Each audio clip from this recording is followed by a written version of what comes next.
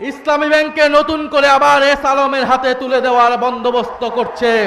আপনি একটা বাজেট দিয়েছেন যার সাথে বাস্তবতার কোনো সম্পর্ক নাই। জনগণকে স্বপ্ন দেখাচ্ছেন, যেই স্বপ্ন পূরণ করতে আপনি চূড়ান্তভাবে ব্যর্থ হবেন।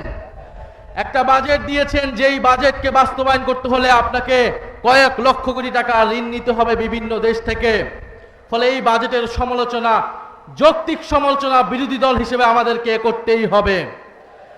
আমরা খুব স্পষ্টভাবেই বলেছিলাম যে দেশে সুশাসন, স্বচ্ছতা, সংস্কার বাস্তবায়ন না হলে দুর্নীতি বন্ধ হবে না, চাঁদাবাজি, লুটপাট বন্ধ হবে না। আজকে হারে হারে বাংলাদেশের জনগণ সেটা দেখতে পাচ্ছে। ব্যাংক দখল শুরু হয়ে গিয়েছে। ইসলামী ব্যাংকে নতুন করে আবার এস আলমের হাতে তুলে দেওয়ার বন্দোবস্ত করছে। আপনি যতই অস্বীকার করুন না কেন, আমরা জানি এস আলমের গাড়িতে চড়ে কে বাংলাদেশে সংবর্ধনা নিয়েছিল। এস আলমকে কারা প্রোটেকশন দিচ্ছে বাংলাদেশের জনগণ জানে।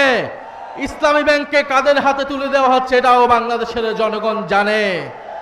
বাংলাদেশের জনগণ জানছে, কিন্তু বাংলাদেশের জনগণ এটা মেনে নেবে না। বিদ্যুতের দাম নজিরবিহীনভাবে বৃদ্ধি করা হয়েছে।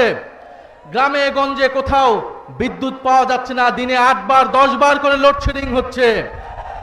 বিদ্যুতের দাম এই সরকারকে বাড়াতে হবেই, কারণ এই সরকার আওয়ামী লীগের সরকারের করা অসম চুক্তিগুলো এখনো বহাল রেখেছে।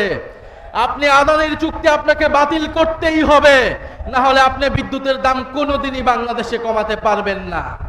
ফলে আপনি আদানির চুক্তি বহাল রাখবেন, আপনি ইসলামী ব্যাংকে নতুন করে এস আলমের হাতে তুলে দিবেন, আপনি দুর্নীতি, চাঁদাবাজি বন্ধ করার জন্য কোনো ধরনের সংস্কার করবেন না, আর আপনার বাজেটকে বিরোধী দল প্রশংসা করবে।